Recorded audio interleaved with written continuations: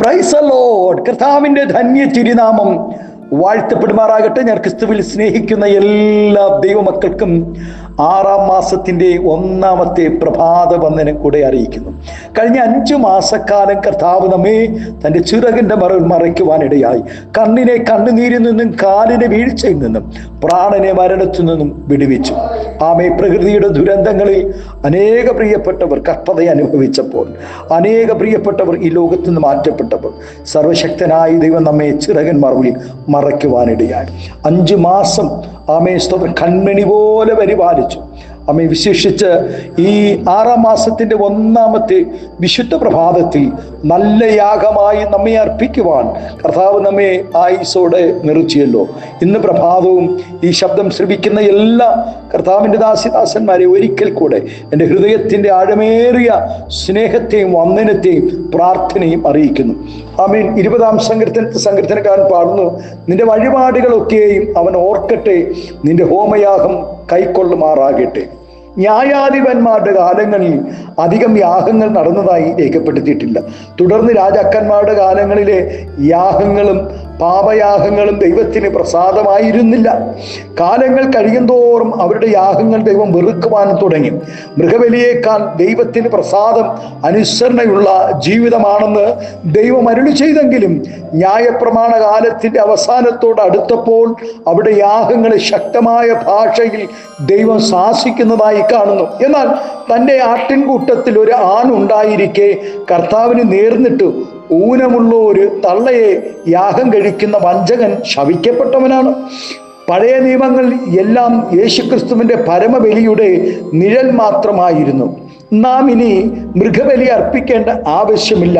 താൻ കൈവച്ച എല്ലാ മേഖലകളിലും ദൈവം ജയം കൊടുത്ത ഭക്തനായിരുന്നു നെഹമ്യാവ്. പ്രമോഷന് വേണ്ടിയും പദവിക്ക് വേണ്ടിയും ഉയർച്ചയ്ക്ക് വേണ്ടിയും ആരുടെയും പിറകെ പോവുകയോ ഉപവസിച്ച് പ്രാർത്ഥിക്കുകയോ ചെയ്തതായി കാണുന്നില്ല. എങ്കിലും തൻ്റെ ഉയർച്ച പടിപടിയായി ഉയർന്നുകൊണ്ടേയിരുന്നു. നാം പിന്നെ നെഹമ്യാവിനെ കാണുന്നത് ആമേ സ്തോത്രം താൻ ഒരു ഗവർണറായി നിയമിക്കപ്പെട്ട നിലയിലാണ്. ഹിസ്കിയാവ് രാജാവ് ആമേൻ യഹോവയോട് പ്രാർത്ഥിക്കുന്നവനും ചേർന്നിരിക്കുന്നവനും ദൈവത്തെ അവൻ സേവിക്കുന്നവനുമായിരുന്നു. അവനെപ്പോലൊരു രാജാവ് അവന് മുമ്പും പിമ്പും ഉണ്ടായിട്ടില്ല. അനേക നൂറ്റാണ്ടുകൾക്ക് മുമ്പ് മോശ മരുഭൂമിയിൽ ഉയർത്തിയിരുന്ന പിച്ചള സർപ്പത്തെ ജനം ആരാധിച്ചു വന്നിരുന്നു. എന്നാൽ ഹിസ്കിയാവ് അതിനെ തകർത്ത് ആരാധന യഥാസ്ഥാനമാക്കി.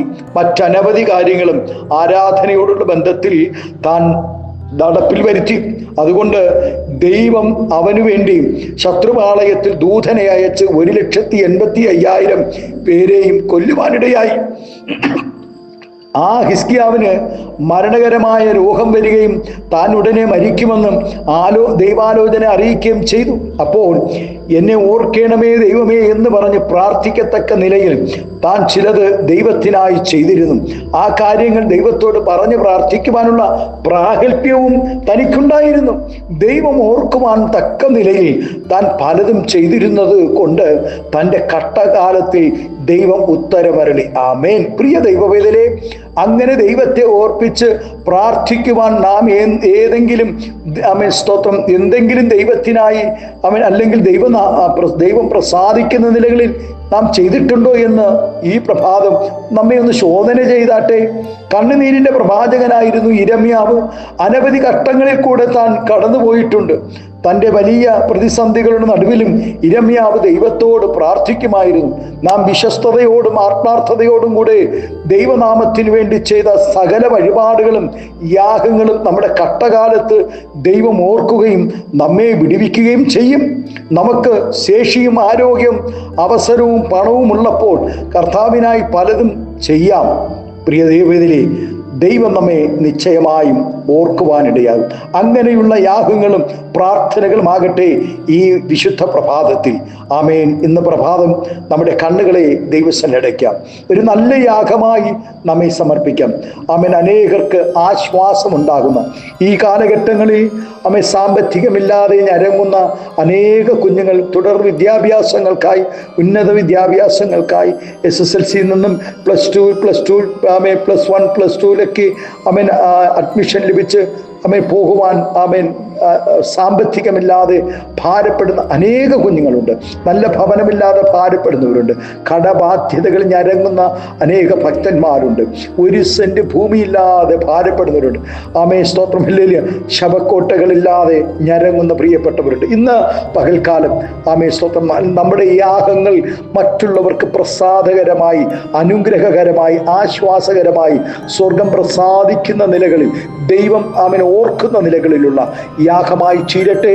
അമ്മേ, നമ്മുടെ കണ്ണുകളെ അടയ്ക്കാൻ പ്രാർത്ഥിക്കാം. സ്വർഗീയ പിതാവേ, സ്നേഹവാനായ ഞങ്ങളുടെ നല്ല ദൈവമേ, അനുഗ്രഹം പ്രശാന്തമായ നല്ല പ്രഭാതത്തിനായി സ്തോത്രം ചെയ്യുന്നു.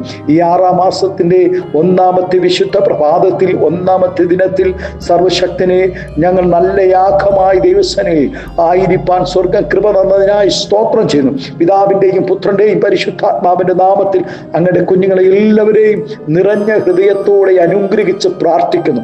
ആത്മീയ ഭൗതിക നന്മ നൽകി മാനിക്കണം, ആദരിക്കണം, അനുഗ്രഹിക്കണം. എല്ലാവിധ നന്മകളാൽ നിറയ്ക്കണം. മഹത്വമെടുക്കും യേശുവിൻ്റെ നാമത്തിൽ കൃപയോടെ പ്രാർത്ഥന കേൾക്കണം സ്വർഗീയ നല്ല പിതാവേ. Amen, amen. Thank you. God bless you. ദൈവം എല്ലാവരെയും ധാരാളമായി അനുഗ്രഹിക്കട്ടെ. Thank U.